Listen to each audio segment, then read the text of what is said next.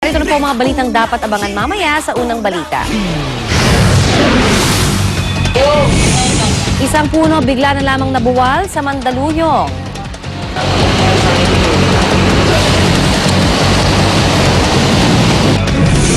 Comedy King Dolphy nananatili naman sa ICU matapos muling magka-pneumonia. Yes, nalapit siya. First off, sige, ako na lang magsastart. At jackpot sa Grand Lotto 655, mamayang gabi inaasahang aabot na sa 100 at 60 milyong piso. Antabayanan po ang mga karagdagang detalye mamaya sa unang balita.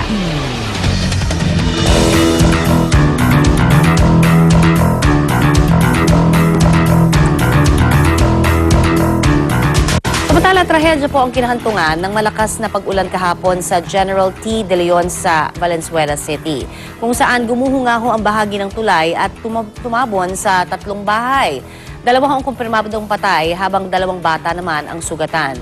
Ang tanong ngayon, sino nga bang dapat managot sa mga ganitong insidente? Yan naman po ang ating aalamin kasama ang ating kapuso sa bata, si Attorney Gabby Concepcion. Good morning, Attorney. Good morning din sa'yo, Connie. O yun, may mga balita kasi na sinira raw ng mga informal settlers yung parte ng pader na tulay para mapagtayuan ng bahay nila, no? Sa inyong palagay, Attorney, sino ba ang dapat talagang managot dito? Well, napakaraming factors na involved dito at mahirap nga maghusga dahil hindi naman natin talaga nalalaman ang kabuuan na nangyari. Pero kung ganun nga, di ba?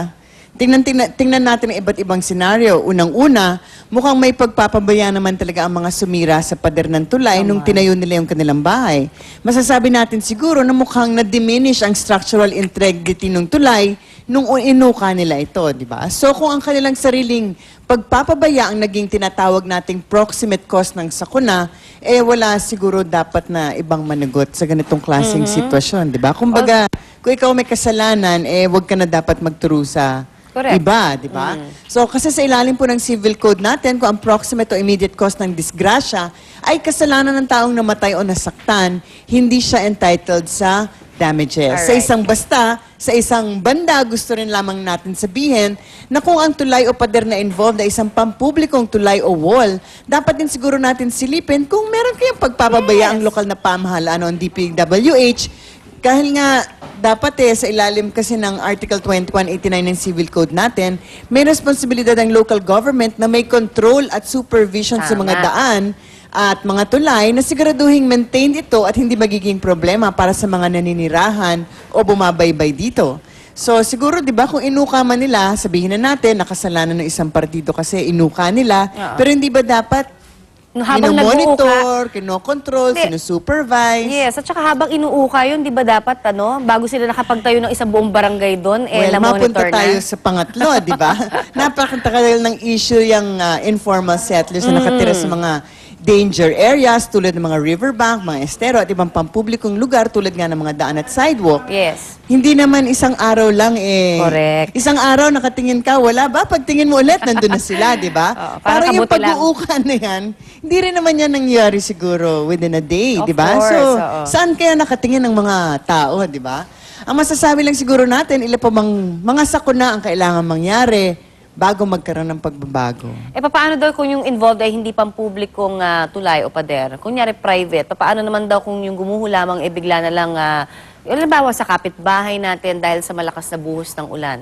Well, sa ganitong kaso, ang kailangan nating hanaping unang-una dyan ay kung sino ba yung nagtayo ng strukturang yon. Okay. Usually, kumukuha po tayo ng serbisyo ng isang arkitekto o kontratista para gawin ang mga bagay na yan. Okay. Kaya nga sa ilalim ng Article 1723 ng Civil Code, merong particular provision doon na nagsasabi na kung isang struktura nag-collapse dahil sa depekto ng mga plano o specifications within 15 years, malamang ang may liabilidad yung arkitekto o yung engineer.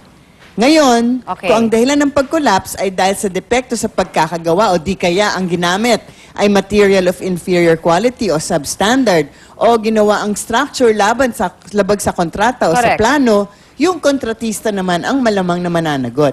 Ngayon, kung yung arkitekto nagsusupervise dun sa kontratista, pareho sila dapat mananagot. Ayun, malinaw yun at least. Oo. Dapat may kontrata to begin with para malaman, ano? Exactly. Paano naman yung may mga may-ari ng pader, hindi ba siya mananagot? Halimbawa, kung siya yung, kanyari, siya yung nagpagawa, o sila-sila lang ang gumawa. Actually, kung siya yung nagpagawa pero totally na binigay niya nga sa arkitekto o sa kontratista, ito mga nagpatayo, malamang ang mananagot. Unless siya mismo, Ang na gumawa. wala siya ang alam at siya ang gumawa. Oo. Pero kung kung ang dahilan naman ng collapse ay dahil yung ganun pa rin. Yeah. Hindi niya pinapaayos, di ba? Alam niya na may Maintained. problema pero wala siyang ginawa. Yung sa ganyang sitwasyon, may responsibilidad din siya. Dapat kasi siguraduhin niyang i-maintain niya ang structure para nga walang maging damage to other parties. So ang general rule pa rin po natin, pag may nagpapabaya, malamang siya dapat ang mananagot. Yung sinasabi kasi ng iba, hindi naman daw syempre naasahan na malakas yung tubig, Nako. di ba? Wala namang may gusto niyan. Hindi ba ito tinatawag na act of God o force majeure daw? Well, sa ibang sitwasyon, yung mga floods, mga bagyo, mga lindol, mga ibang mga hindi inaasahang pangyayari, totoo sa ilalim ng mataas, maaaring gawing dahilan para mawala ng liabilidad. Depende sa sitwasyon. Pero hindi po ito automatic at hindi applicable sa lahat ng sitwasyon. Isang requirement para mawalan kayo ng liabilidad kung ang pangyayari ay hindi inaasahan or kahit na inaasahang mangyari, talagang hindi maiiwasan. Ngayon, sa kaso ng isang wall, I think lalo na sa mga arkitekto o kontratista, alam nila na ang wall maaaring bumagsak pag nagkaroon ng accumulation ng tubig. Aha, Diba? Hindi naman, kung ang ulan naman sa atin, talagang alam natin yan, di ba? Kaya usually, gumagawa sila ng mga butas para mabawasan yung pressure ng weight ng tubig. I think they call them weep holes. O yun ang discovery ko. Kaya nga meron, and there was actually isang kaso na umabot sa Korte Suprema na bumagsak ang wall. Pinagbayad ng Korte Suprema ng danyos ang kontratista kasi hindi niya linagyan ng butas. Weep Yung hole. ganung, weep hole. Parang, in the industry, parang Yun ang common knowledge standard na kailangan practice, mong oo. lagyan, di ba?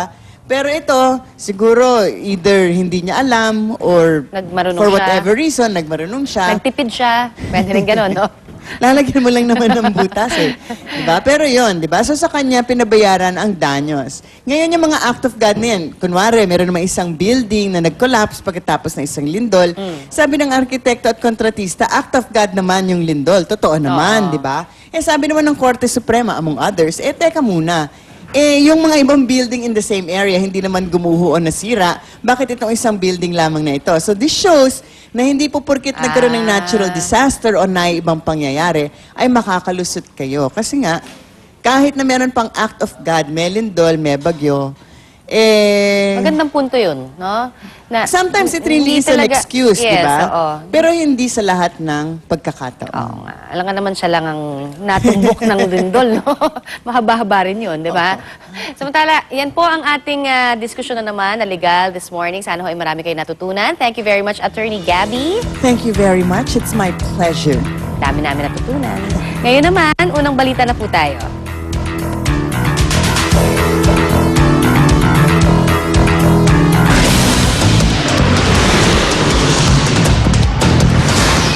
Ang mga unang balita sa umagang ito.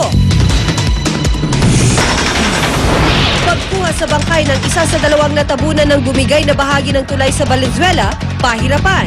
City government, pinag-aaralan na ang forced evacuation sa 2,000 pamilyang nakatira sa ilalim ng tulay. Sa Antipolo naman, 2 bahay nasira dahil sa landslide. Mga residente ni-rescue. 3 bahay sa Latinidad Benguet, binagsakan ng gumuhong lupa sa kasagsagan ng ulan.